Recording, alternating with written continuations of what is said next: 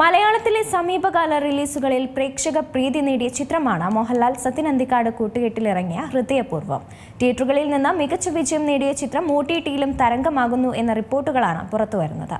സത്യൻ അന്തിക്കാട് മോഹൻലാൽ കൂട്ടുകെട്ടിലൊരുങ്ങിയ ഹൃദയപൂർവ്വം മികച്ച പ്രതികരണമാണ് തിയേറ്ററുകളിൽ നിന്നും നേടിയത്. 10 വർഷത്തെ ഇടവേളയ്ക്ക് ശേഷം സത്യൻ അന്തിക്കാടും മോഹൻലാലും ഒന്നിച്ച ചിത്രം എന്നതായിരുന്നു ഹൃദയപൂർവ്വത്തിന്റെ ഏറ്റവും വലിയ പ്രത്യേകത. കാത്തിരിപ്പുകൾക്കൊടുവിൽ ചിത്രം തിയേറ്ററുകളിലെത്തിയപ്പോൾ പ്രേക്ഷകർക്ക് ലഭിച്ചത് നല്ലൊരു ഫീൽ ഗുഡ് മൂവിയായിരുന്നു. ഇതിന് പിന്നാലെ സെപ്റ്റംബർ 26-ന് ഹൃദയപൂർവ്വം ജിയോ ഹോട്ട്സ്റ്റാറിലൂടെ സ്ട്രീമിംഗ് ആരംഭിച്ചപ്പോഴും മികച്ച പ്രതികരണങ്ങളാണ് പ്രേക്ഷകർ രേഖപ്പെടുത്തുന്നത്. ഓണം റിലീസായ ഓഗസ്റ്റ് 28-ന് തിയേറ്ററുകളിലേക്ക് എത്തിയ ചിത്രം 100 കോടി ക്ലബ്ബിലെത്തിയിരുന്നു. എമ്പുരാൻ, തുടരും എന്നീ സിനിമകൾക്ക് ശേഷം ഈ വർഷം തുടർച്ചയായി 3-ാം തവണയാണ് മോഹൻലാൽ ചിത്രം ഈ അഭിമാന നേട്ടം കൈവരിക്കുന്നത്. 268 കോടിയാണ് എമ്പുരാന്റെ ആകെ കളക്ഷനെങ്കിൽ 235 കോടി രൂപയാണ് തുടരും നേടിയത്.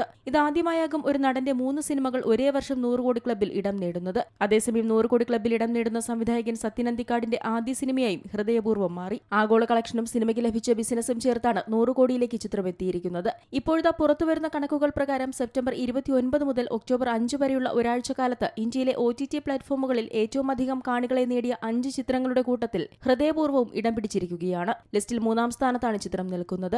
അജയ് ദേവ്ഗൺ നായകനായ ബോളിവുഡ് ചിത്രം സൺ ഓഫ് സർദാർ 2 ആണ് ലിസ്റ്റിൽ 1-ാം സ്ഥാനത്തുള്ളത്. ഹൃദയപൂർവ്വം OTTയിൽ എത്തിയ അതേ ദിവസം തന്നെയാണ് സൺ ഓഫ് സർദാർ 2-വും എത്തിയത്. സൺ ഓഫ് സർദാർ 2 ഒരാഴ്ച നേടിയത് 30 ലക്ഷം കാഴ്ചക്കാരെയാണെങ്കിൽ ഹൃദയപൂർവ്വത്തിന് ലഭിച്ചത് 24 ലക്ഷം കാഴ്ചകളാണ്. വൻ ബോക്സ് ഓഫീസ് വിജയം നേടിയ ബഹുഭാഷാ അനിമേഷൻ എപ്പിക് ചിത്രം മഹാവതാർ നരസിംഹയാണ് ലിസ്റ്റിൽ 2-ാം സ്ഥാനത്തുള്ളത്. 28 ലക്ഷം കാഴ്ചകളാണ് ഈ ചിത്രം നേടിയത്. ആശീർവാദ് സിനിമാസിന്റെ ബാനറിൽ ആന്റണി പെരുമ്പാവൂരാണ് ഈ ചിത്രം നിർമ്മിച്ചിരിക്കുന്നത്. പ്രധാനമായും പൂനെയുടെ പശ്ചാത്തലത്തിൽ ഒരുങ്ങിയ ചിത്രം കൊച്ചി, വണ്ടിപ്പെരിയാർ എന്നിവിടങ്ങളിലായാണ് ചിത്രീകരണം പൂർത്തിയാക്കിയത്. പൂനെ നഗരത്തിൽ ജീവിക്കുന്ന സന്ദീപ് ബാലകൃഷ്ണൻ എന്ന വ്യക്തിയുടെ ജീവിതത്തിലൂടെയാണ് ചിത്രം കടന്നുപോകുന്നത്. സംഗീത, ലാലു അലക്സ്, സംഗീത് പ്രതാപ്, സിദ്ദിഖ്, ബാബുരാജ്, സബിത ആനന്ദ് എന്നിവരാണ് ചിത്രത്തിൽ മറ്റു കേന്ദ്ര കഥാപാത്രങ്ങളെ അവതരിപ്പിച്ചിരിക്കുന്നത്. മനു മഞ്ജിത്തിന്റെ ഗാനങ്ങൾക്ക് ജസ്റ്റിൻ പ്രഭാകറാണ് ഈണം പകർന്നിരിക്കുന്നത്. അനു മുത്തേടത്താണ് ഛായാഗ്രഹണം നിർവഹിച്ചത്.